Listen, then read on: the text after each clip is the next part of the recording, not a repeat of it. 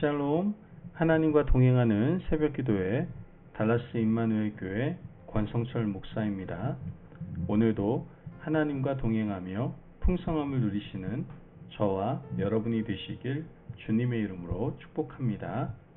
오늘 말씀은 이사야 28장 1절에서 29절까지의 말씀입니다.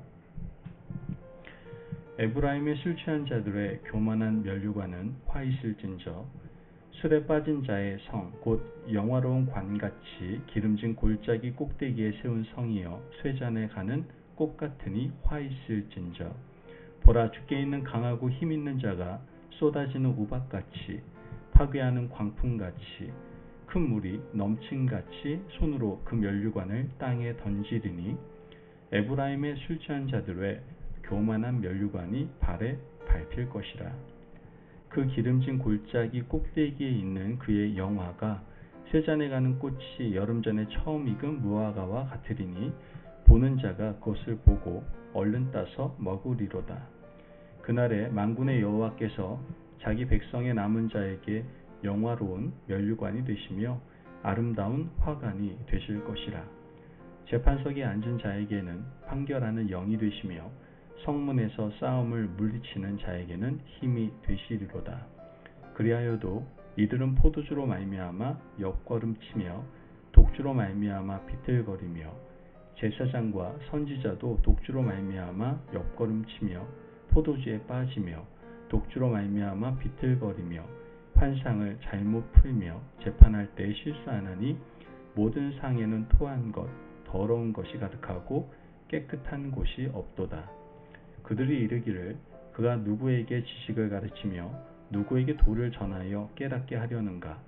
젖떨어진 품을 떠난 자들에게 하려는가? 대저 경계에 경계를 더하며 경계에 경계를 더하며 교훈에 교훈을 더하며 교훈에 교훈을 더하며 여기서도 조금 저기서도 조금 하는구나 하는도다. 그러므로 더듬는 입술과 다른 방언으로 그가 이 백성에게 말씀하시리라.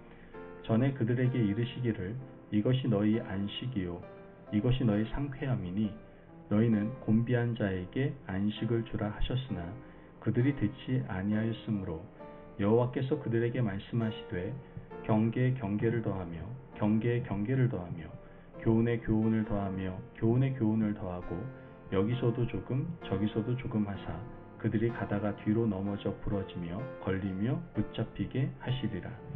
이러므로 예루살렘에서 이 백성을 다스리는 너희 오만한 자여 여호와의 말씀을 들을지어다. 너희가 말하기를 우리는 사망과 언약하였고 수월과 맹약하였은즉 넘치는 재앙이 밀려올지라도 우리에게 미치지 못하리니 우리는 거짓을 우리의 피난처로 삼았고 허위 아래에 우리를 숨겼음이라 하는도다.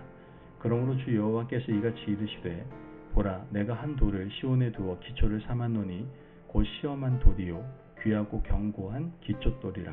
그것을 믿는 이는 다급하게 되지 아니하리로다. 나는 정의를 측량한 줄로 삼고 공의를 저울추로 삼으니 우박이 거짓의 피난처를 소탕하며 물이 그 숨는 곳에 넘칠 것인즉 너희가 사망과 더불어 세운 언약이 패하며 수올과 더불어 맺은 맹약이 서지 못하여 넘치는 재앙이 밀려올 때에 너희가 그것에 밟힘을 당할 것이라.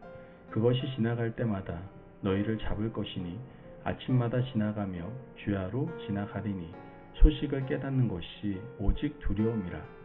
침상이 짧아서 능히 몸을 펴지 못하며 이불이 좁아서 능히 몸을 싸지 못함 같으리라 하셨느니라.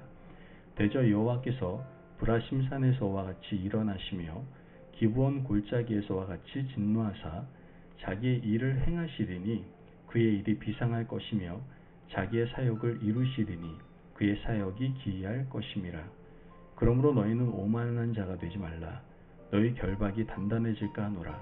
대저 온 땅을 멸망시키기로 작정하신 것을 내가 만군의 주 여호와께로부터 들었느니라. 너희는 귀를 기울여 내 목소리를 들으라. 자세히 내 말을 들으라. 파종하려고 가는 자가 어찌 쉬지 않고 갈기만 하겠느냐. 자기 땅을 개간하며 고르게만 하겠느냐. 지면을 이미 평평히 하였으면 소회양을 뿌리며 대회양을 뿌리며 소맥을 줄줄이 심으며 대맥을 정한 곳에 심으며 귀리를 그 가에 심지 아니하겠느냐.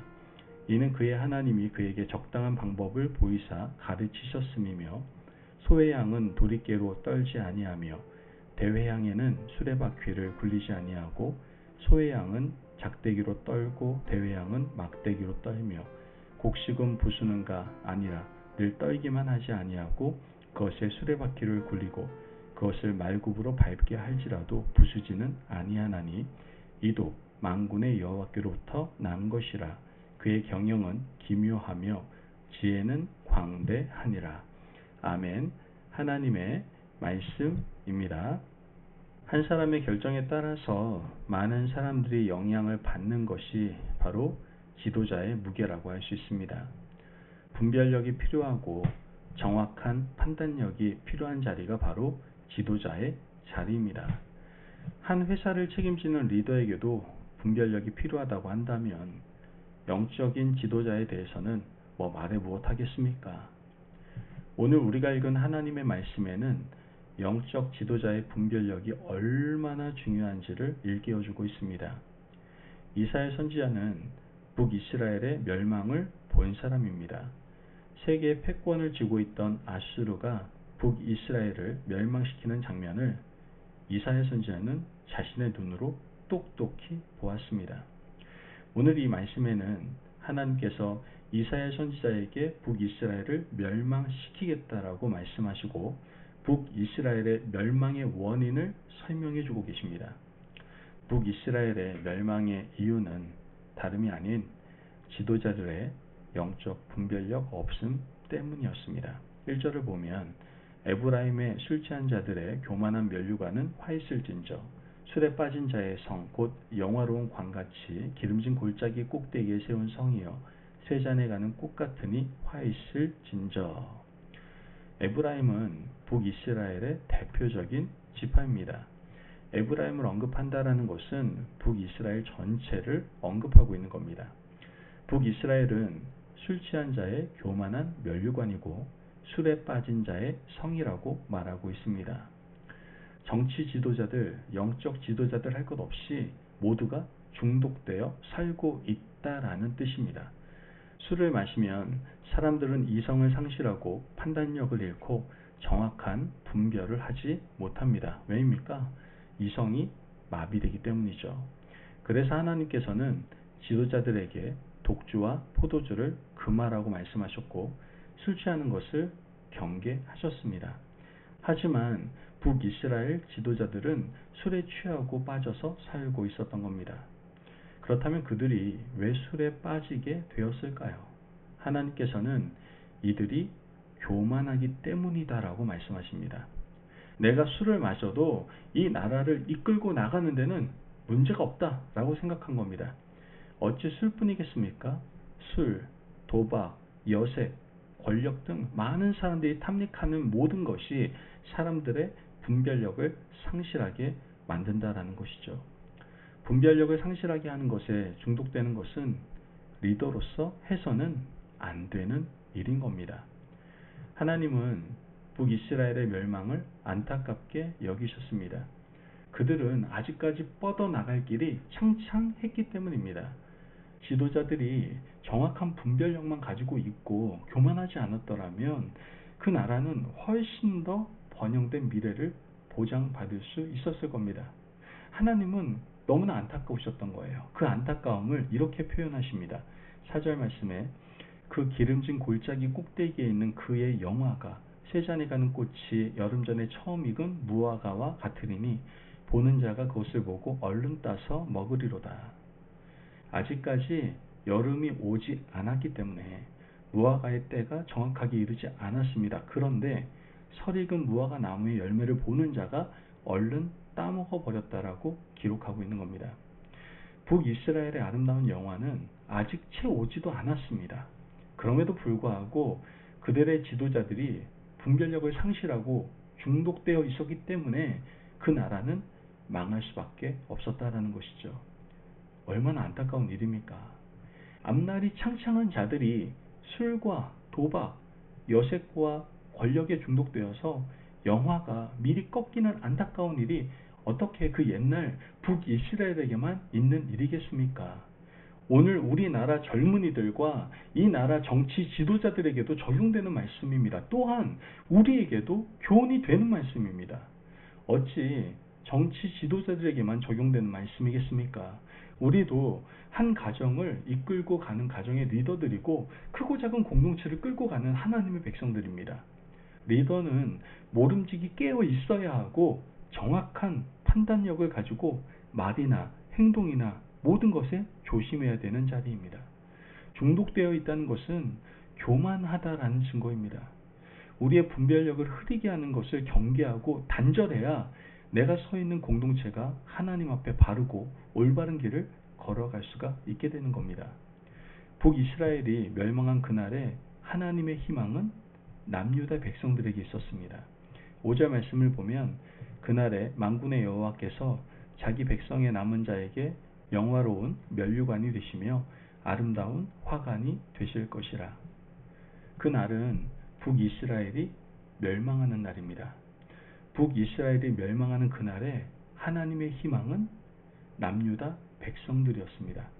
이제 그들에게 하나님의 영화로운 면류관이 주어질 것이고 남유다 백성들이 분별력을 잃지 않고 하나님 앞에 깨어서 살아가야 된다라는 뜻이었습니다. 그러나 불행하게도 유다 백성들조차 하나님의 희망이 되지는 못했습니다.